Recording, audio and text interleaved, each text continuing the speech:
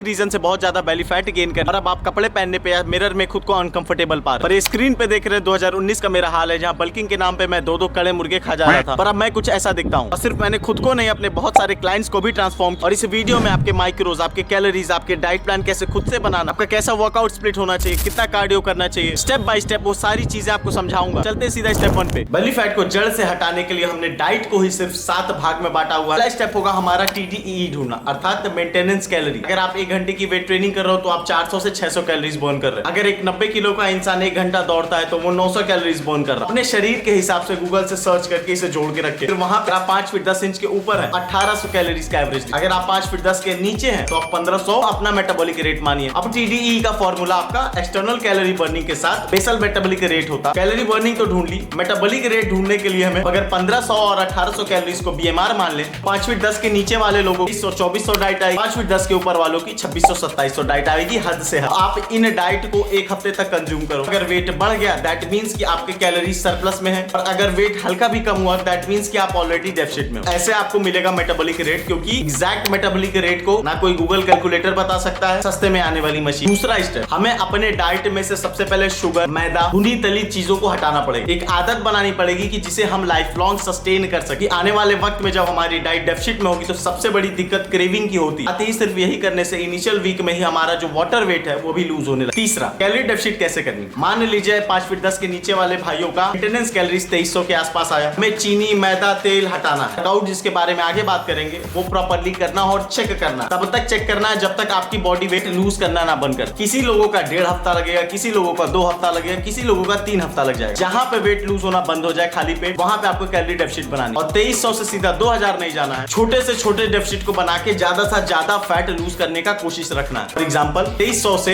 हम 2100 कैलोरीज पे जाएंगे और वेट करेंगे उस दिन का जहां पे फैट लूज होना ही बंद हो जाए। जब तक आपके स्केल पे हर सुबह हल्का सा भी वो 50 ग्राम भी वेट लूज हो रहा है तब तक आपको डेफिसिट नया नहीं बनाना। तो 3 चीज है, आपकी मसल, आपके हार्मोन्स और आपके स्ट्रेस की डेफिसिट में जाते ही लूज होने लगे। डेफिसिट तभी बनानी है जब हमारी मजबूरी हो, जबरदस्ती नहीं करना। चौथा स्टेप होने वाला हमारा डाइट खुद से कैसे बनाना सीखना। अगर आपका वजन 70 से 80 किलो है, आपको अपने वेट को 1.5 से मल्टीप्लाई कर देना। अगर 80 को हम 1.5 से मल्टीप्लाई करें तो 120 ग्राम प्रोटीन हमें लेना ही लेना है। कोई जरूरत नहीं है 5 लाख ग्राम प्रोटीन, इतना बहुत है आपके मसल बिल्ड करने और फैट बर्न करने के। अब भैया प्रोटीन और कार्ब में 1 ग्राम में होता है 4 कैलोरी, ये 120 बन जाएगा आपका 480 कैलोरी। अगर आपकी मेंटेनेंस डाइट 2000 कैलोरीज है, स्टिल आपके पास 1520 बच गया। इन 1520 को बांटना अपने कार्ब और फैट के लिए। और अगर आपका वजन 80 है तो कोशिश करें कि एटलीस्ट 80 ग्राम फैट, पर आपको फैट लूज करना, आपको भूख लग सकती है और आपको नहीं पता, तो कार्ब, फैट, प्रोटीन में फैट ऐसी चीज है जो आपकी क्रेविंग को, आपकी जबरदस्ती की भूखों को काटती है, आपको फास्ट करने में मदद करती है। तो मैं 1 ग्राम रेकमेंड करूंगा। दिक्कत की बात यह है कि 1 ग्राम फैट में 9 कैलोरीज होता है, मतलब 80 को मल्टीप्लाई करें हम 9 से तो 720 कैलोरीज हो गया। 480 प्रोटीन के, 720 इसके, हो गया 1200 कैलोरी। तो भैया बचा 800 कैलोरीज, जिसे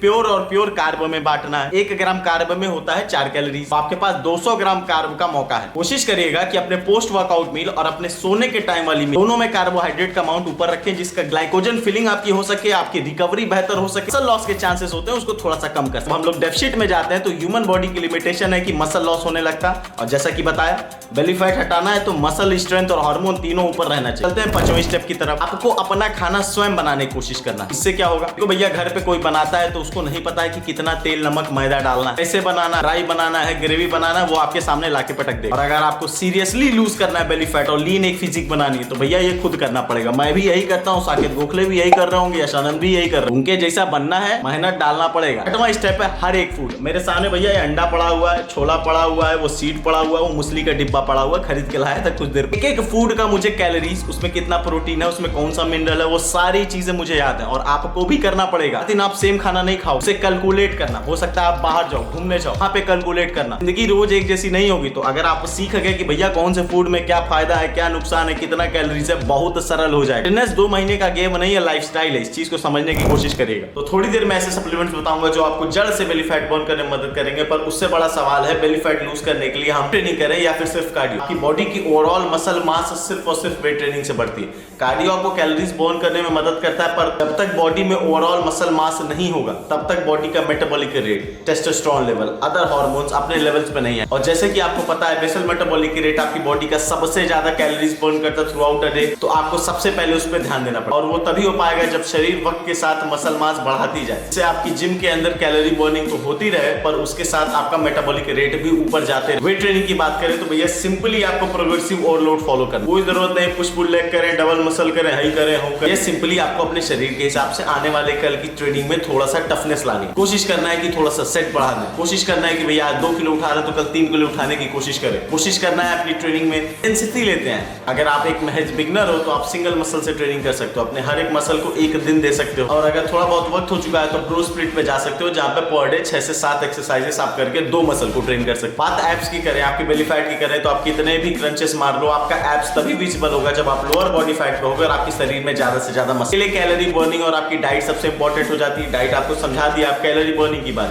देखिए। ट्रेनिंग करते हुए अपने बड़े मसल पे ज्यादा फोकस करें, जैसे कि चेस्ट हुआ, बैक हुआ, लेग्स हुआ। ऐसे मसल है जिन्हें आप जिम में ट्रेन करोगे तो वो ज्यादा कैलोरीज बर्न करेंगे एज कंपेयर टू आपके बाइसेप्स हुए, एब्स हुए या फिर काफ। और बात करें भैया कार्डियो की तो जो सबसे ज्यादा मदद करेगा, आपको सूट करेगा, वो होगा आपके post weight training एलाइसिस, low intensity वाला कार्डियो। भाषा में हल्का सा इंक्लाइन कर लो ट्रेडमिल पे 20 से 30 मिनट। तो आप रनिंग स्प्रिंटिंग भी कर सकते हैं। बहुत सारे भाई क्यूरियस भी हो रहे पर आपको समझना होगा कि रनिंग और स्प्रिंटिंग करने के लिए आपकी डाइट, आपके रूटीन, आपका रिकवरी रेट बहुत एक्यूरेट होना पड़ता है। वो बहुत ज्यादा मसल लॉस करा देगा और सारा गेम मसल का ये आपको ये अभी तक समझ में आ चुका होगा। पोस्ट वेट ट्रेनिंग आप कम से कम 20 से 30 मिनट वॉक करें और साथ में पर डे का एक गोल बना लें। कोई जरूरत नहीं भैया कि आपको 10,000 स्टेप्स करना, कोई जरूरत नहीं कि 12,000 स्टेप्स करना। आप अपने अनुसार एक नंबर से स्टार्ट करो, वो 3,000 हो, 4,000 हो और बीतते वक्त के साथ उसे 1,500 धीरे धीरे बढ़ाते रहो। किसी से कंपटीशन ना करो, ये आपकी लाइफ है, आपको सस्टेनेबल बनाना। इतने नंबर्स रखो जो धीरे धीरे आप बेहतर कर पाओ, धीरे धीरे आप उसमें एंजॉय कर पाओ, इससे बुरे दिनों में भी धीरे धीरे आप उसे बुरे से बुरे दिनों में भी पूरा कर पाओ। मेरे नजर में 2 ऐसे सप्लीमेंट है जो आपको बेली फैट बर्न करने में काफी ज्यादा असिस्ट करेंगे। पहला होने वाला है क्रिएटिन मोनोहाइड्रेट। आपको समझना होगा जब आप कैलोरी डेफिसिट में रहते हैं ना तो आपकी रिकवरी बहुत ज्यादा इंपॉर्टेंट हो जाती है। बेली फैट बिना कैलोरी डेफिसिट में जाए होना ही नहीं है। यहाँ पे क्रिएटिन मोनोहाइड्रेट आपकी मसल बिल्ड करने में मदद करता है, आपकी ट्रेनिंग के टाइम पे आपको स्ट्रेंथ देता है, आपकी रिकवरी में काफी ज्यादा असिस्ट करता है और कुछ हद तक आपका मेटाबॉलिक रेट भी बूस्ट करता है। शक्ल देख लीजिए, ये फैट परसेंटेज देख लीजिए।